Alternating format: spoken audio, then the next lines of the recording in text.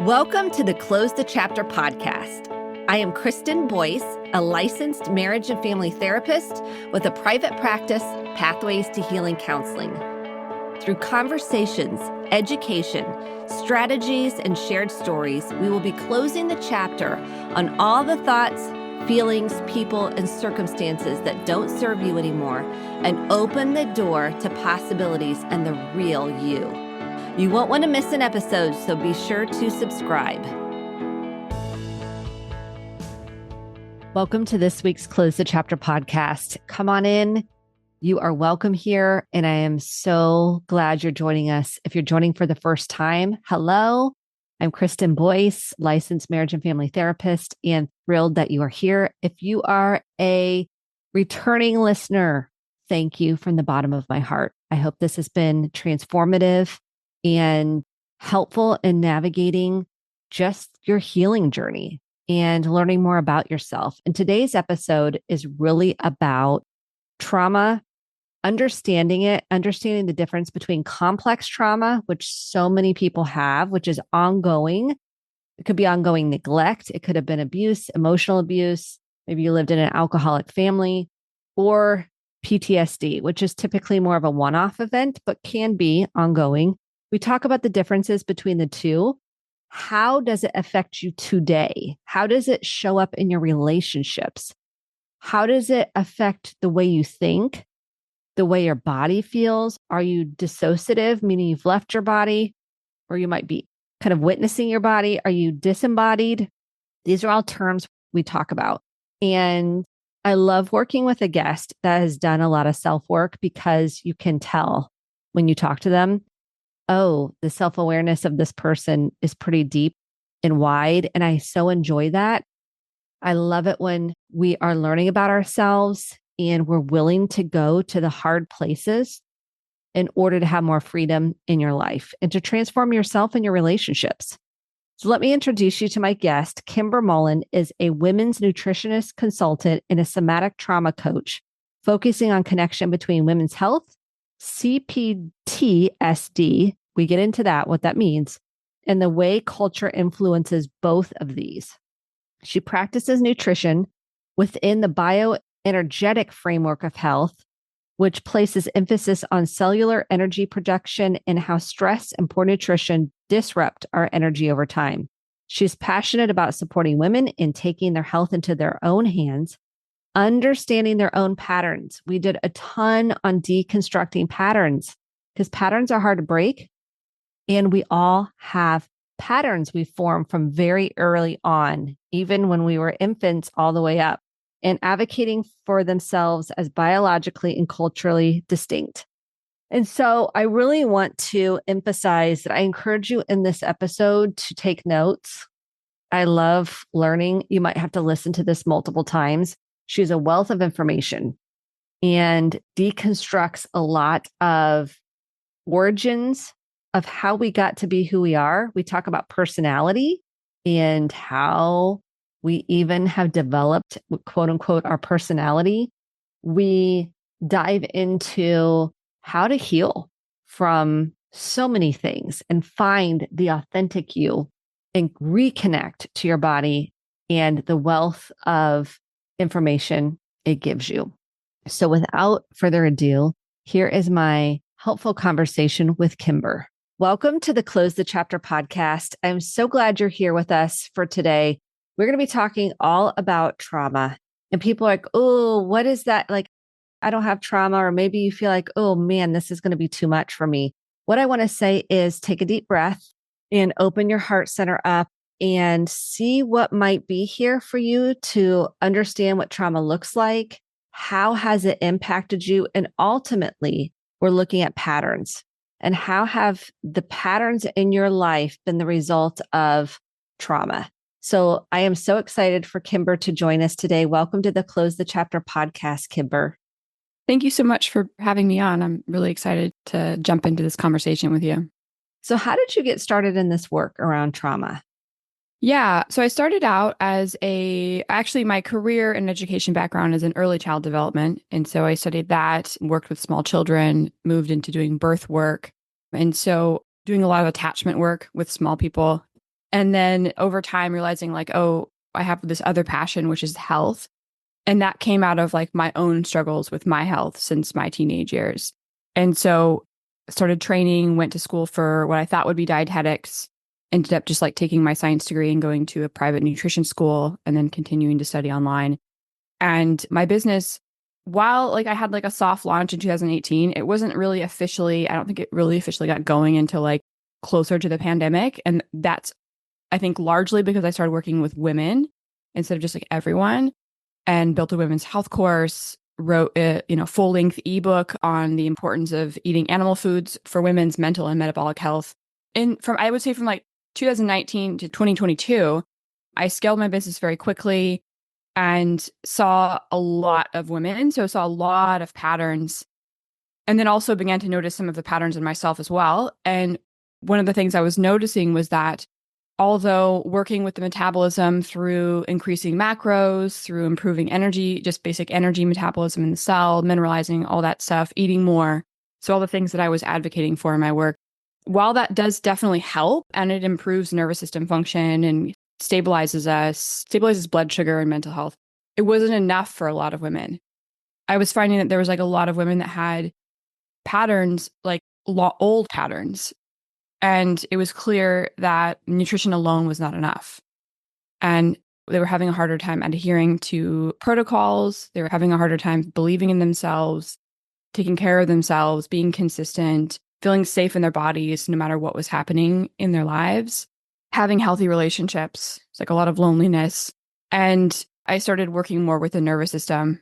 And that's when I actually shifted gears and went through this last few years. I've done like a lot of trainings I went through a NARM training, which stands for Neuroaffective Relational Model. It is like the specific therapeutic approach to working with CPTSD, complex post-traumatic stress disorder. And just to like backtrack really quickly, like I have a high ACE score, which stands for adverse child experience. I have had a lot of trauma in my own life, have had a lot of like drug addiction and just like dysfunction in my immediate family. And I knew that, like I've worked with therapists and have done somatic experiencing, which is a somatic trauma coaching or therapeutic approach in my 20s. What I didn't understand until the last few years is that CPTSD is different than PTSD. And if you don't address CPTSD, then you may continue to have all of the symptoms, all the patterns, the behavioral, relational patterns, belief patterns that are affecting your health. And they may never shift. You may never really heal or change because you're not addressing the right thing. And so I feel like I was kind of primed to do this work because of all the work I did with myself starting very early in life. Didn't really have parents there to like, they did the best they could, but they had their own issues. And so I had to kind of advocate for myself through therapy, get into self-help myself. And it was also, I think it was a helpful, like a transition from working with children to working with adults, because when you're working with children, you're getting to see where we all start out as. As a birth worker, you're seeing babies come into the world and you're getting to the state of the parents' health when they come into the world, any kind of potential dysregulation they might have early on. And then when you work with children, and I worked also with special needs children, some neurodivergent children, you get to kind of see like what happens to them and their nervous system based on their relationship with their parents and, getting handed over to a care provider all day. And there's just like so many factors that go into creating who we are as adults. And I got to kind of to see that at all stages. Which is so significant. Developmental trauma impacts us on every level. We don't even recognize that it does. Yeah, we can talk about a little bit about what this means, but it can make up our personality. Like we can think, oh, this is just who I am. And it's like, yeah, you might have like solidified patterns that are really like deeply embedded and you don't really know any different. But I've just gotten through my trainings and then doing like neurosomatic intelligence training, which is like looking at the brain and the body's connection. And I just see patterns everywhere. We really break it down. I don't even know if we have personalities really as much as we just have behavior and thought patterns and metabolic patterns, and they all kind of come together to show up as who we are. Well, let's talk about this. This is okay. So, because everyone says, well, that's just my personality. Yeah. You'll hear people say that. Well, that's just my personality. We have all these personality profiles and personality types. Break it down for us on what you see as maybe we don't really have a personality. Yeah. I also want to say that you've heard of like the 5 top personality. You can take the test. It's like the only test that's actually been studied and has some data to back it up. It looks at levels of openness, conscientiousness, extroversion, neuroticism, and agreeableness. I don't know if you've heard of that. I actually find that to be really useful, and I use that quite a bit. But again, those are also patterns. And I actually think that they're not necessarily innate. We don't have evidence that they're necessarily innate because we are carried in a body that has resources and a nervous system and experiences. So we're going to develop patterns that we got from our parents, that we got from our mother based on her nutrient status, her health, so it's not all ours, but I do think that a lot of what happens early in life shapes us, and it shapes the pace at which we move. And then the pace with which we move and how we relate to life based on our nervous system, our energy management is going to show up as our personality. And so just to use myself as an example, I was diagnosed with ADHD. I've always been really kind of intense, high output, a little bit higher strung, you could say. What I've come to realize the years is that because I have a lot of trauma and I had to speed up really quickly in life, that was how I dealt with lack of safety in my early life, that I was in flight mode a lot. And that shows up in anxious attachment patterns, that shows up in kind of hypervigilance, jumping around, ADHD, need to be in movement, need to be in control. So I wouldn't really say that that's my personality. I would say that's the nervous system patterns, neurosomatic patterns that I develop, as well as all the behaviors that kind of are downstream of that I developed as a survival coping mechanism as the middle child of 5 neglected children. So you kind of got to fight for yourself, advocate for yourself. And my point is I think that we limit ourselves when we just write ourselves off as being just this one way. Instead of getting curious about it and going, now, wait, let me sit with that. I had a survival strategy to get your needs met, right? Or to get what you needed. Is that another way to say it? Yeah. And that's actually in the approach that I take to working with CPTSD, it's called NARM, which stands for Neuroaffective Relational Model. It's a mixture of top down. So top down in somatics is upper brain regions, conscious thought. We're doing talk therapy. We're doing mindfulness meditation, working with narratives, cognitive behavioral therapy. Bottom up is working directly with the nervous system. So it's doing somatic experiencing, breath work, anything that gets us kind of out of those upper corticoid regions and gets us down into our body. So NARM is a combination of both. And one of the kind of core principles of NARM is we're working with adaptive survival strategies. And we have 5 of them based on our core needs that we come into the world with and that we have throughout life, especially in developmental years. So we come into the world, we need connection. That kind of underrides all of the other ones. We need to know that we belong here and that we're wanted. And then the second one is attunement. So we need to have our needs met and reflected back to us. We need to know that our needs matter and that they're going to be met. We need trust. So we need to be able to trust that the external environment is safe and cares for us, and also start to trust ourselves, that our internal signals are going to be heard, that they're valid, they exist. Autonomy. We need to have the space to be able to explore and individuate at different stages safely. And then love and sexuality, which starts to begin in adolescence. And that's a little bit before adolescence, but it's I can bring my heart into my relationships. So when we become sexual beings, that includes sexual beings, but it also is before that, before we're sexualized. So if we don't have these needs met, which is in this culture, and I just think in life in general, it's easy to not have a need met early on. And in order to adapt and survive in the world, we disconnect ourselves from that need. Basically just deny that it's there in order to continue living. And so that's a survival strategy, and it does work for us because we're very adaptive creatures. But it means that throughout life, we live with a consistent theme of that need not being met, or just not being able to relate to or acknowledge that need. So we can develop entire personalities around these survival strategies where we just never really connect with people, or we're consistently feeling misattuned.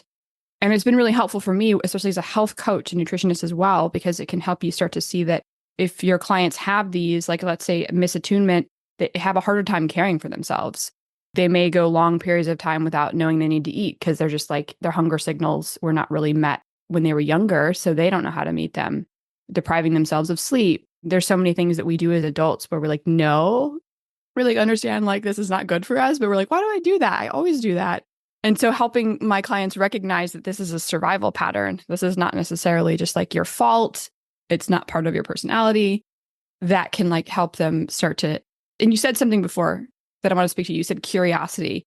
which is actually like a huge component to NARM, is like remaining curious, not like inserting an idea into a client's head, but just instead asking them explorative questions, getting them consistently to a place where they can feel safe looking inside of themselves and remaining curious, which can be really hard actually when you're dealing with very painful, disorganized internal worlds. I find that can be scary for clients. I mean, Yeah, because they've spent a lot of time trying to move away from that to cope and survive in the world. Yes. 100%. Tell us a little bit about this is so good. Like these pieces, I'm like, yes, this is what I do. This is what I love. I think attunement is something that most people did not get. Would you agree Mhm. with that on some level? Yeah, I mean, I do find, again, the connection piece to be a really big one. I have the theory, I don't have any research backing this up, but I have a theory that the connection one might actually be the one that's most common because it runs underneath all of the other ones. It's like a core dilemma that humans have. We need to connect. We live for connection. We rely on each other, but it's not always possible. And so when you have CPTSD, or even just when you have stress patterns in general, you can lean in, you can move into disconnecting behaviors. And that can start with like a mental thought, like this person doesn't care, so I'm just not even going to try, whatever it is that we're telling ourselves. And then it shows up as avoidance or shutting a conversation down, or we move very quickly into cognitive distortions. So catastrophizing an experience or framing things in black and whites, me or them, us or them. So these are things that we can do very quickly to try to protect ourselves from a loss of connection. Yeah. So I feel like, yeah, attunement for sure. I think attunement is a really big issue for a lot of people. But I personally see connection as a bigger issue for a lot of my clients because Gabor Mate, if you know who that is, he talks a lot about this, about like early in life. This really spoke to me years ago because I was working with babies, and babies develop through series of like through eye contact. It's very, very delicate and somatic when you first come into the world. And so for people who don't look you in the eye very much, when you need that for brain development and safety, or don't touch you in a way that's presence inducing and connecting, that alone can create disconnect in the brain to where a human might just walk around just not. I mean, I have clients that are married, have children that just don't feel connected to anyone. And that's like a very real experience that you just adapt around. And that can be a very, very lonely existence. Yes. And let's say someone says, well, I don't have any memories. We have implicit memories and explicit memory. And explicit memory is often something you've been processed, and Yeah. implicit memories, either early development or maybe you didn't get a chance to even connect or process to it. So, Yeah. say someone says, well, I don't know if my mom looked at me as an infant. It matters how your mom nervous Yeah. system, how their trauma.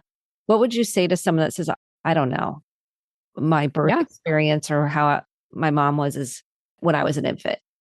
I would say that's fine. I would say that's like natural. Most of us don't have clear memories, at least not that come up in everyday day to day life, especially if it was painful or unsafe. And I definitely don't encourage people to just dig.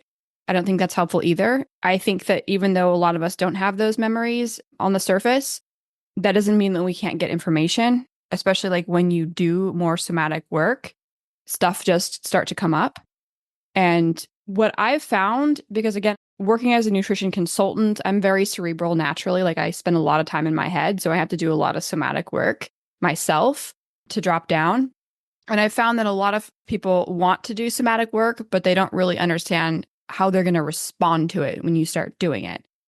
So I offer a combination of both, and then I pace it based on where my clients are at. And I say that because there's implicit memories, there's memories stored there that are just there and they're accessible, but it really does take a lot of safety for a lot of people. And I have clients that just will, if we sit in a call, they will talk the entire time and they will stay up here the entire time. And I will have to consistently, and this is not in any way me criticizing them. This is the pattern. I have had this pattern as well. But what it tells me is there's a profound lack of safety in embodying in this person, and that those memories are in their body. Like we experience our life in our body. The brain just narrates it. But I don't think a lot of people realize that, right? Because we're in the head and we're in our upper regions of our head all the time, upper regions of our mind. So I would never expect someone to just pull all these memories out and be able to relate to them healthfully. That's the kind of thing that just comes up. Honestly, because a lot of these memories are pre-verbal or just pre-cognitive, like different stages of development where you can understand things in a more complex way. And that tends to happen a little bit later. So these memories happen before that. They can feel really unsafe because we use our cognition to feel safe all the time. Like we explain things to ourselves all the time in order just to feel safe being here. So a lot of us don't really know how to relate to pre-verbal memories. We like immediately want to put our adult meaning onto them. So just being able to sit with them and feel them can be in some ways, it's almost like psychedelic because it's like, oh, wow, I have all this here and I'm not controlling it right now and it's coming up. And one of my teachers in one of the somatic programs I took, she said that when someone starts to try to describe something and they can't, that's a really great sign. Not great in a sense of value judgment, but more when they start to say something like, there's something there, I'm feeling something, because they're starting to tap into, or even just like on the periphery of a somatic memory that they can't actually translate with their upper regions of their brain, and they're sitting with it. And so how do you help a client do that, like connect to that, the body and their nervous system and that information? I often guide them there. And usually the first few sessions start out pretty upper. We talk a lot. We go through health history. I go through labs. We share stories of kind of things they're struggling with or patterns they're consciously aware of. And then will slow them down. I start to slow them down throughout sessions, bring them into their body, into their breath. I pay a lot of attention to their eye motions, their facial expressions, how quickly they're talking, just body language that I can see on the screen. And then often we'll pause them at moments because what I find is that they'll breeze past things really quickly. Like they'll even like really heavy stuff too. Like, oh, I was thinking that I might not wake up and this would be okay. Really dark stuff. I'm like, no, let's go back to that for a second and then sit with that. And so it really is kind of this trust you have to build with someone where they allow you to guide them and just reflect back to them. There's an attunement that has to happen where you reflect back to them what you're seeing and remaining curious. And oftentimes, once there is that safety and someone is open to it, they will naturally just kind of start to fall into what needs to be felt. And it's something that I'm still, again, moving from doing more talk-based coaching to doing more somatics. I have to be clear with my clients or potential clients up front that this is not the same thing. There is going to be sessions where I slow you down. There's going to be sessions where we're not hammering out questions you have the whole time. It's not going to be educational all the time, and give them awareness of that, because otherwise it can feel kind of confronting and even threatening if they don't know what they're in for. Yes, I agree. Tell us the difference between complex kind of PTSD and PTSD. For those that are like, I don't know the difference. What are the pattern differences? Help the audience understand the difference between the two. Yeah. So most people have heard of PTSD, post-traumatic stress disorder. There is overlap too in the ways that it shows up somatically, nervous system wise, and some of the behavior patterns. Post-traumatic stress disorder is often referred to as a shock trauma. So that's usually it's circumstantial, meaning that something happened or happened a few times that threatened the body's and the brain's survival. So this could be an assault, it could be a car accident, it could be even like being at war, but you go to war, but you have it it's kind of this specific situation. And once you get out of it, it's no longer affecting you. And it tends to happen when you're older. So you have already developed your sense of self.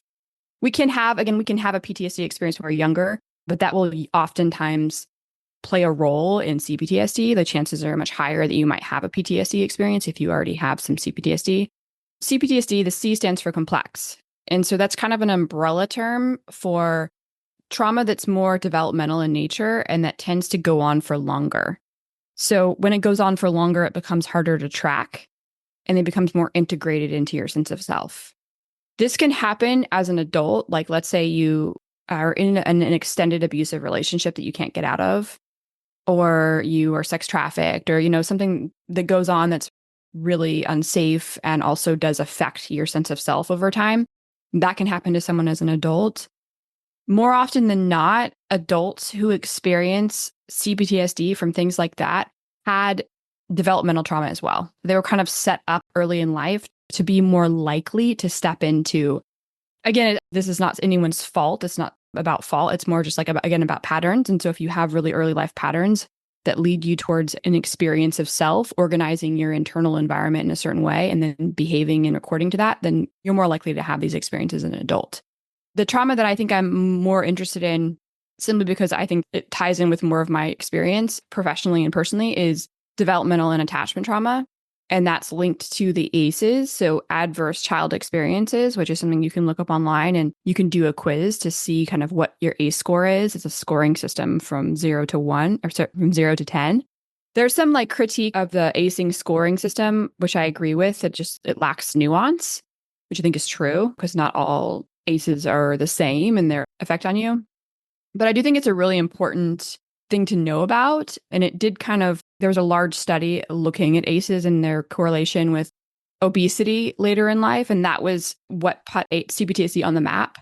And so developmental trauma and attachment trauma, which is what happens early in life, that is disruptive to your development. This is when you're developing your sense of self, your sense of the world. And so there's going to be a lot more of those buried memories. It's going to be a lot more to tease out. It's going to be a lot more complex, basically, because it goes on for a long time and it affects you during developmental years. My theory is that it's more common than PTSD because all humans were so fragile coming in. I mean, we're resilient, right? Like, just look at how we've evolved, but we're also fragile in our development because we come out of the womb so early compared to a lot of other animals. And so there's a lot of development that has to happen outside of the womb. We have to rely on our external environment 100% for all of that to happen. So physical development goes along with all of the other psycho-emotional, cognitive development. And so if there's an unmet need or an unsafe environment, then development gets disrupted. And it goes back to the connection point you were making earlier, and I think there's a connection between the connection you get from a caregiver, i.e. mother or a primary caregiver, and your development, which then can lead into complex trauma. Would you say that? Would that be accurate, or would help us unpack that? For sure. I had this mentor years ago that said, which I thought it was just kind of like a gimmicky thing to say, the way you do one thing is the way you do everything. What I see that meaning now is that complex trauma, you're looking at how someone organizes their internal reality. How do they structure reality? Are they disorganized? Are they able to connect, attune? Do they feel trust every day? And this is going to happen without people. This is going to happen with your parts. So like I do a lot of parts work in my coaching, and you can see that people will struggle just with themselves. And then you bring other people into it, and that just adds another layer of complexity. I do think that based on how we are related to early in life, how we're cared for, and the environment that we're presented to develop in is going to set the scene for how we then relate to ourselves and the world moving forward. So again, I can just use a little example from myself is I have a pretty easy time connecting and attuning. That's something that I perfectly, considering that I have some ACEs and developmental trauma, but it's not been one that I have found to be that difficult. Trust has been one that I've had a really hard time with over the years. In fact, I have this tattoo, trust, across my heart. I didn't know why I got it. I just thought this is important. So I got it. That. And I got this like right before one of my most difficult relationships. This is the person that pushed me to recognizing that I have CPTSD back in 2021. But what I have come to realize since studying NARM and practicing it is like, wow, I have so many themes of trust throughout my life because my mother left and abandoned me and was in and out, and there was a lot of substance abuse. And so she betrayed my trust. So I have this like pattern, have had this pattern of creating relationship experiences where someone, usually a romantic partner, betrays my trust in some way. I have to recycle that over and over again. And then what that has done as a result is I have this heightened sense of my own autonomy. Like I've kind of leaned into independence in a whole other way. So my autonomy survival strategy is very well developed, you could say. Again, there's nothing is all good or bad. These are survival strategies, so they do serve us in certain ways. I enjoy my own company. I love doing things alone. I can go way too far where I'm like, oh, what's that feeling? Oh, it's loneliness. You haven't seen your friends in a while. So I've had to really work on reaching out for help, developing solid, consistent connections with people. That's how these can show up in your life. Sometimes one will be really developed and will feel really strong, and the other one can feel like a consistently out of your grasp, and just kind of understanding. And you may have themes in all of them. These are not for diagnosing it all. This is, again, these are not personality tests or diagnostic criteria. It's more of just like, again, recognizing patterns. I think it's really easy for these to get disrupted. My parents' generation and grandparents, they didn't have the resources to look at their trauma and unpack it and like heal it. So if you don't do that, then you naturally will pass that on. That's just how it works. I think in some ways it's a great opportunity that we have now to be able to actually have resources and be able to name it for what it is. So someone's listening, they're like, she is so insightful. Like she's so self-aware. She is putting all these pieces together. How does someone begin to kind of unpack their patterns and start trying to heal those or free themselves or transform them? Like it's a lot for people. So walk through that piece. I would say for complex trauma, one thing that I bring up a lot is it's not a solo journey. And again, this goes back to like, I did a lot of somatic experiencing. I did a lot of meditation retreats and mindfulness throughout my 20s, worked with a lot of therapists, and I still struggled in my most intimate relationships because those are attachment-based relationships that mimic a lot of my early developmental trauma. It was like, why is this not translating? And the reason it's not translating is because I didn't realize I had complex trauma. So I think understanding if you do have it, instead of putting yourself in a box or labeling yourself, just think of it as a series of patterns from your childhood that is you're going to need to explore patiently, because the nervous system and the brain can only handle so much change. So we're not going to change overnight. I think of like, you don't want to do it alone. So establishing healthy relationships, I would say that's like one of the core ones. If you have the resources to work with someone who specializes in CPTSD, I would say that's a really, really helpful path, because this person can actually help guide you and make sense of your experience, start to help you organize your internal reality. And then having people in your life that are basically like trauma informed. Again, not so we can all just like sit around and label everything as trauma and demand safe spaces everywhere we go. That's a kind of like approach to life that I'm not a fan of. I think that building resilience and increasing agency is huge in healing. So looking at agency language, looking at which agency is our capacity to look at our experiences and extrapolate the adaptive capacities that we have and have had to move through them, and the strengths we've developed, and to be able to take some control over our personal experience and move forward with our lives despite our experiences. Trauma is not what happened to us necessarily. It's what our brain and our body has made it mean. In working with CPTSD, we talk a lot about like agency, inducing agency, increasing agency, connecting us to our own agency, and then helplessness. And we can start to recognize, oh, I'm moving into helplessness in this particular situation or this particular relationship. Those are things that could be really helpful to have someone work with you on. But even if you can't afford that, or it's just not a place where you're at, then having friends, like starting to create relationships with people who are also kind of walking that path, it can make a huge difference. You can't do this on your own. You may not even be able to recognize your survival strategies or your trauma patterns if you're alone all the time. They only come out when you're in an intimate relationship. And I've definitely have had long bouts of like where I'm just single and not interacting because it just feels like too much, like not dating. Or then I have clients who have never had an intimate relationship and they're adults. And I think part of that is because it feels like too much. They get into an intimate relationship and all of their patterns come up and they don't know what to do about it. And then the relationship doesn't go well. So it's a kind of a long tangent response, but I would say like having relationships, just knowing that you need them. You're not an island. You're not going to be able to heal and grow on your own. And we're not really meant to be here by ourselves. I think relationships make life worth living. And then I would say like starting to just become curious about what's happening inside of you. And again, like I think the more trauma we have or the more just difficult stress patterns we have, the more likely we are to have a lot of disorganization inside. And the more disorganization we have, the more likely we are to kind of like look outside of ourselves for the source of our problems.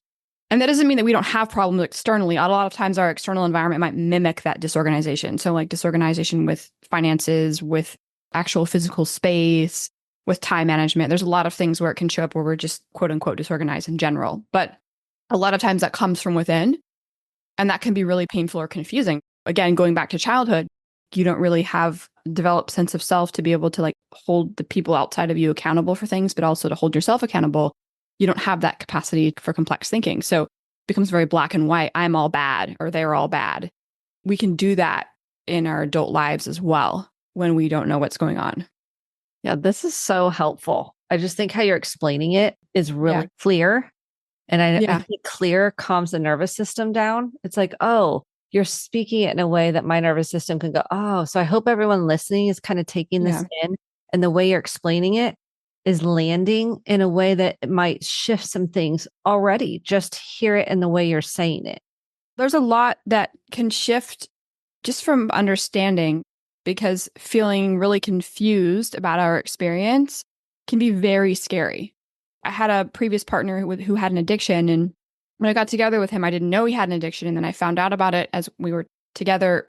And then I started to notice other patterns there with him. And the relationship didn't go well. It was actually the one that kind of like drew me to work with CPTSD, because I just started to see my own patterns. But what I've come to see, and this has been a few years, 3 years now, is he has a lot of CPTSD that he wasn't aware of. And so when he would drink or something would happen, he would shut down and push me away.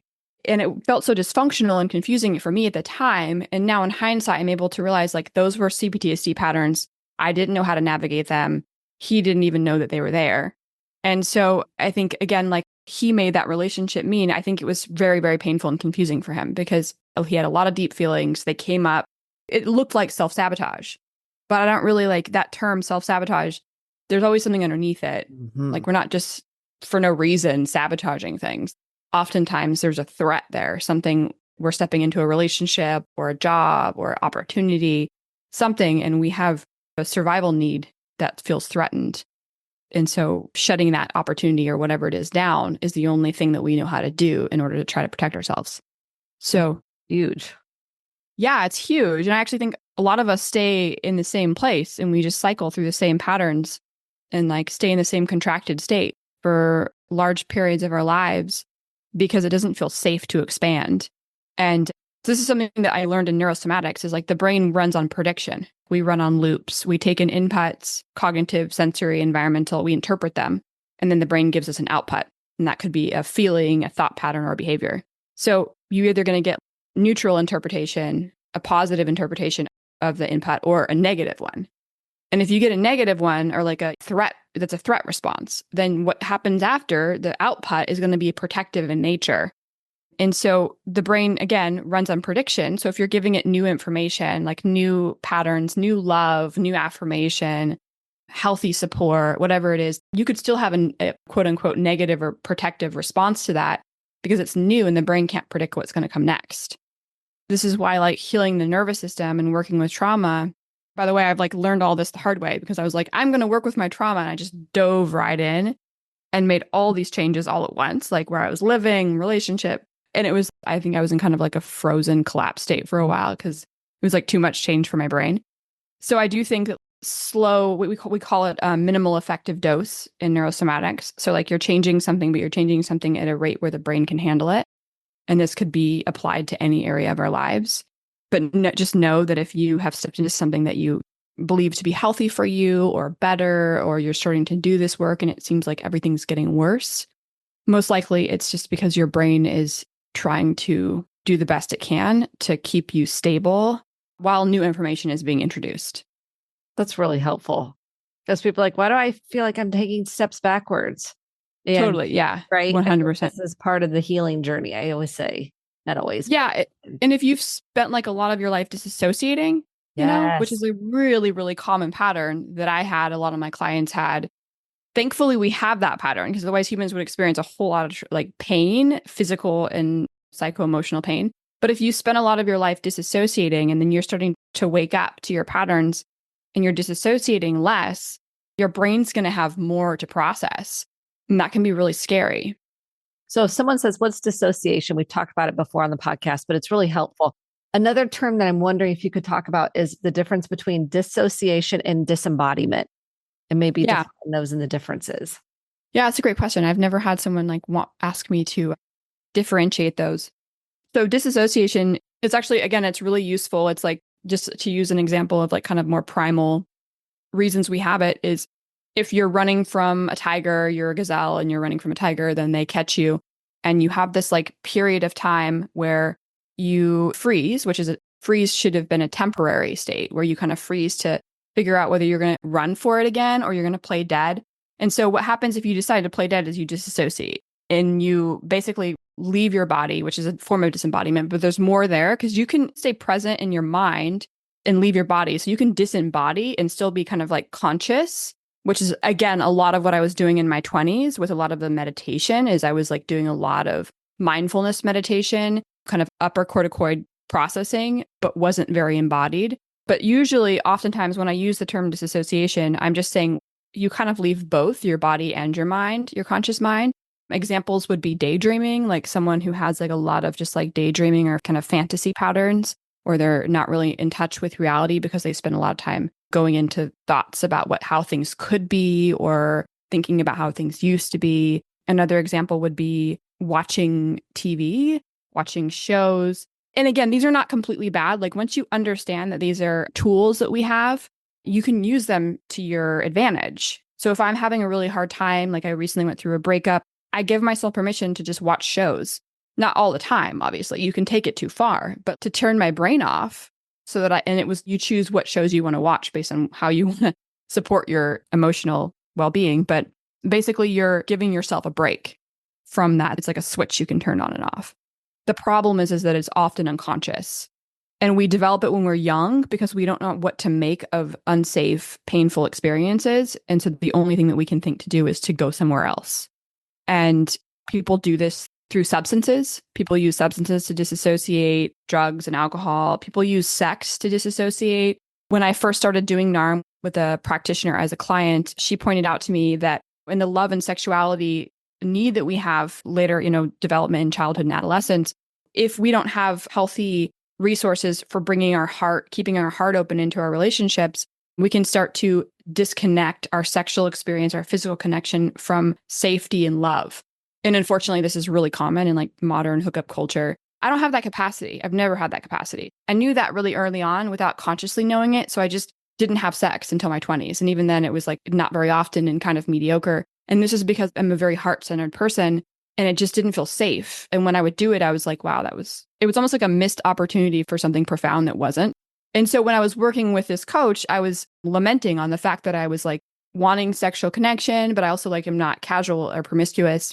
And she brought up to me that I don't have a love sex. So I don't split those two. It just doesn't work for me. It's not an ideological thing. I don't have like a morality around it. It just does not feel good. So this is something that people who have like sex addiction or they use sex as a coping mechanism or they have lots of kind of sex with people they don't care about with that can be a form of disassociation. And it's kind of, I think it's not the same thing as disembodiment because you are using your body. But for a lot of women, especially, I would say, because women and men have a bit of differences in their sexuality and sexual behaviors, they do just disassociate. Like they're not fully in their body. They're not fully enjoying it. But we can do this with anything. We can do this with exercise, which is something that I did throughout much of my life. I was in a flight state and I would need to be in motion all the time. So I would over-exercise. And that would keep me from having to like sit still and feel what was actually happening in my body or listen to my thoughts.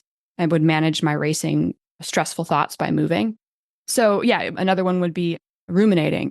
So going into like worry or rehashing interactions that triggered you, you're not able to fully realize like that interaction had a nervous system effect on you. That interaction like induced an emotional flashback, potentially triggering something from very early on. So instead, you just go into a narrative around what it was and what it meant and what that person said and what you should have said and what it meant. I've seen this with some clients where it can just go on and on. That's a form of disassociation. We're not actually able to stay with, oh, that affected me. Like that left me feeling a certain way and just stay with the feeling. So instead you go into the narrative and usually it comes with a whole stress pattern that you can get sucked into and kind of like stay in. So many people get there. So many people get into that one. Yeah. And then so disembodiment, what's the difference with disembodiment? Like just to kind of, so we can identify the difference. Yeah, I think disembodiment is something that is more common and it isn't even just trauma-based. I think that this culture is fairly disembodied in my experience. Again, I don't have another culture and I haven't lived anywhere else to compare it, but more just like you see more like tribal or just less industrialized cultures, and they seem to be a lot more embodied. And I think that there's like lots of different reasons for that. I think that we have a sympathetic dominant culture, meaning that we have technologies and cars and things that just drive us to move really fast. We've also outsourced so much of our just like basic living stuff that we don't really have to do much for ourselves. Like, so manual labor isn't something we really do very much. And I'm not saying this is all bad.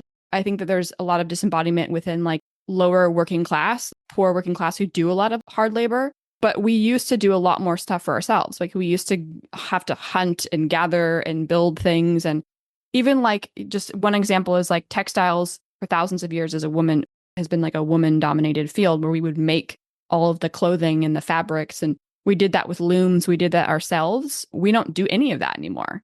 So most of our work is sedentary. We're more and more moving into like a transhumanist culture where we can outsource, we can exceed human limitations with technology, or can outsource human things that we used to do with technology. And as a result, we're moving farther and farther away from like our own bodies in the process. So I think that's not a trauma thing. I think that's a cultural thing. But the trauma piece can include in disembodiment, which is just, and again, this is really common. Like in somatics, we talk a lot about the felt sense. So the felt sense is like everything that's underneath the constant narration of our lives. It's a huge part of our experience. And if you're not connected to your body, then you're not actually aware of what's happening in the felt sense. So it's going to be really hard to understand how life is affecting you if you disembody whenever something gets stressful or uncomfortable. And there was something I was going to say about that I don't remember in this moment. Just passed me. It's okay. If it comes through, let me know. Yeah. You're such a wealth of information and you're so self-aware. This is what with clients, to become so self-aware, because that is empowerment. And I think that's embodiment. I think that is self-efficacy and advocation. And there's so many pieces to it. So I just want to acknowledge that for anybody listening, probably is coming through, that you've done so much work. I can just feel it when I'm in your presence. If anybody is interested in finding out more about you, where can they find you? Yeah, social media wise, I'm primarily only on Instagram at the moment. So Kymber Maulden, just my name. So you can find me there. My website, kymbermaulden.com. I also recently started a podcast of my own, which I'm really excited about. And it's called Nourishing Our Sanity, Women's Health Through the Lens of CPTSD, Physiology and Culture. And that's something it's a project I have been wanting to get off the ground for quite some time. And that's going to be an area where I explore like more kind of complex, difficult to talk about topics that tend to affect women in women some way, in more of like a long form format. So please check that out as well. That's exciting. Congratulations. Thank you so much, Kymber, for being on the podcast. Yeah. I have so enjoyed our conversation, and thank you for the work you're doing in the world. Thank you so much for listening to the Close the Chapter podcast. My hope is that you took home some actionable steps along with motivation, inspiration, and hope for making sustainable change in your life. If you enjoyed this episode, click the subscribe button to be sure to get the updated episodes every week, and share with a friend or a family member. For more information about how to get connected, visit Kristen, Kristen, Boyce, Boice.com. Thanks and have a great day.